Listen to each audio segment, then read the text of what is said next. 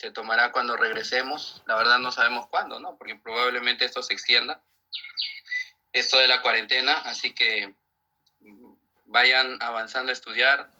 El examen va a ser, no va a estar difícil, ¿no? Para el que ha estudiado, como para que pueda aprobar y sobre todo aprender, ¿no? Muy bien.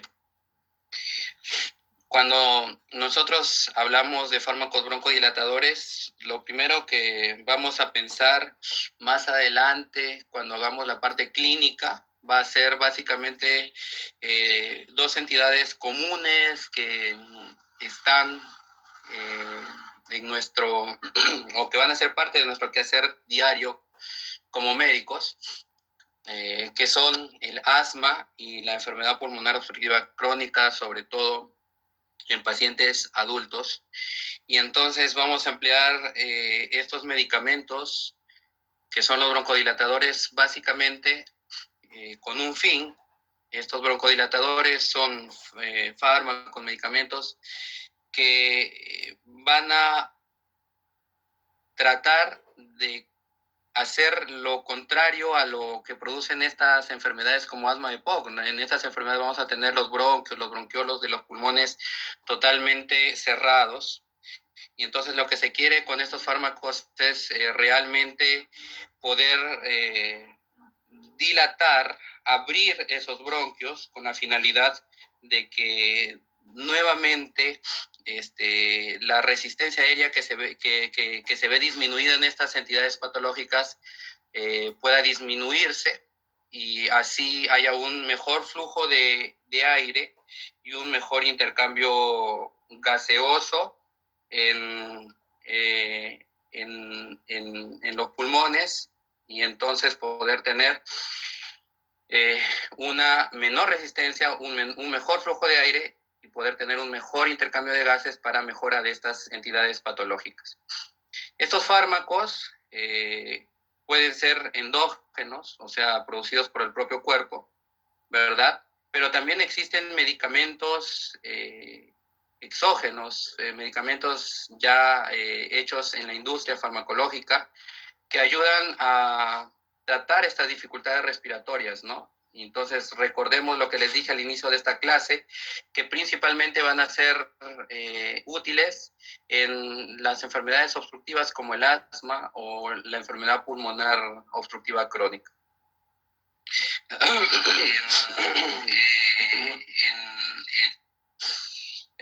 Si nosotros hablamos de la clasificación de estos medicamentos, vamos a tener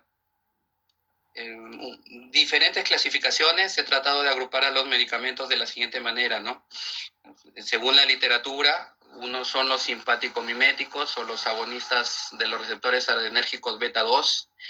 Estos medicamentos van a bloquear la noradrenalina, ¿verdad? Siendo de esta manera agonistas de receptores adrenérgicos. Ahora, si nosotros hablamos de este grupo de fármacos, vamos a hablar de dos tipos de medicamentos.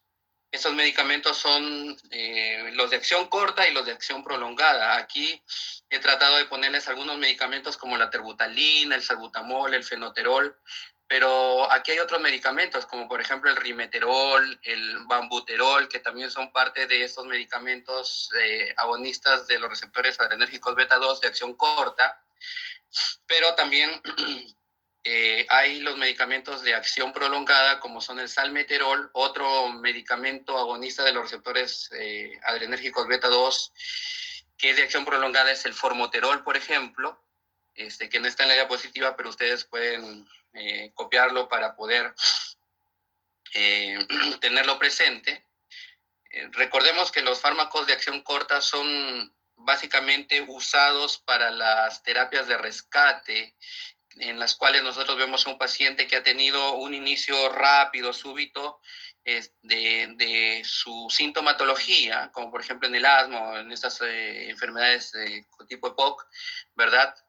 Pero el tratamiento, por su propia acción del medicamento, es un tratamiento para a corto plazo.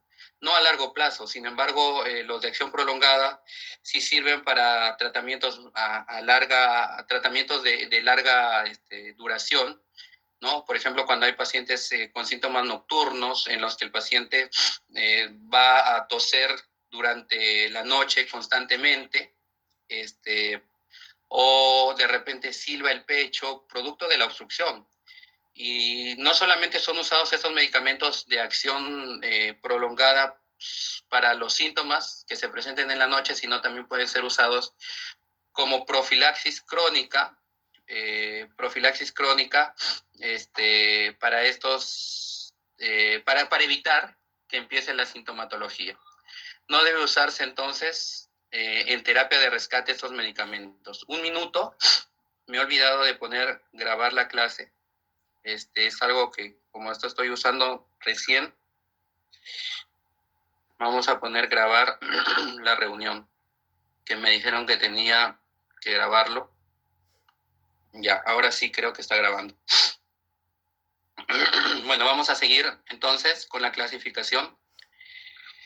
Los otros grupos de fármacos son los anticolinérgicos. Estos fármacos van a competir con la acción de la acetilcolina. Y dentro de este grupo tenemos al bromuro de ipratropio, ¿verdad? Que es de acción corta. Y tenemos al bromuro de tiotropio, que es de acción larga. Estos medicamentos, en realidad, si yo los uso solos, si tengo un paciente asmático con una enfermedad pulmonar obstructiva crónica y los uso solos, pues no voy a tener alivio de síntomas en estos pacientes, ¿no? Y entonces lo que vamos a siempre tratar de acompañarlos es de un agonista beta 2 de corta duración, con la finalidad de que su efecto, su acción se vea potenciada. Y la teofilina es un fármaco en la cual yo voy a bloquear con ese medicamento los receptores de la adenosina en la superficie celular. De esta manera yo voy a prevenir los episodios asmáticos y los casos de broncoconstricción difíciles de controlar, porque en realidad la teofilina es un medicamento que tiene una acción prolongada. Muy bien, ya. Cuando nosotros hablamos de estos medicamentos, entonces vamos a tratar de desglosar cada uno de ellos y ver algunas propiedades más de cada uno de estos fármacos. Así tendremos el fenoterol. Este medicamento va a actuar a través de la transformación del ATP en AMP cíclico. Esto va a ayudar a disminuir la corriente de calcio a través de la membrana celular, ¿no? Que hay un menor ingreso del calcio. Y esto va a permitir que la fibra muscular, al no tener calcio, no haya la contracción muscular, sino por el contrario, la musculatura lisa, la fibra muscular lisa se relaje, ¿no? Y en realidad esta es la clave, o sea, ese es el mecanismo por el cual actúa el fenoterol y por el cual ayuda a que los bronquios tengan esta acción de dilatación.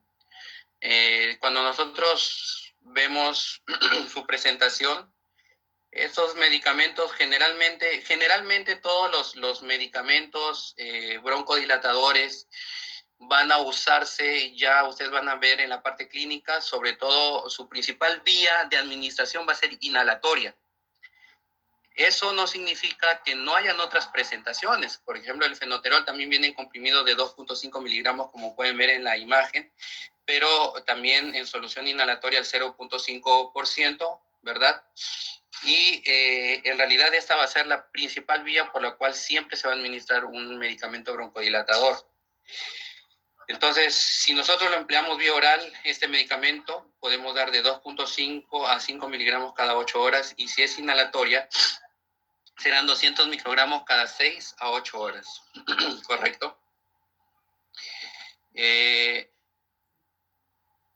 Estos medicamentos van a reaccionar con agentes bloqueadores beta-adrenérgicos oftálmicos, de tal manera que al relacionarse o al interactuar con esos medicamentos pueden desarrollar complicaciones respiratorias, incluyendo broncoespasmos. Entonces hay que tener cuidado en pacientes, por ejemplo, que usan algunos beta-adrenérgicos oftálmicos, ¿no? Como pacientes, por ejemplo, que usan medicación para el glaucoma, etcétera. Entonces, estas complicaciones también incluyen disnea, ¿no? Deterioro de la función pulmonar e insuficiencia respiratoria. Y cuando se usa con agentes bloqueadores beta-adrenérgicos sistémicos, puede resultar en una inhibición mutua de los efectos terapéuticos. O sea, no me va a servir de nada usar este medicamento porque se puede anular, ¿no? Automáticamente. ¿Para qué se emplean este medicamento que hemos visto, el fenoterol? Pues para el tratamiento del asma y el EPOC, y también para las crisis de broncoespasmo,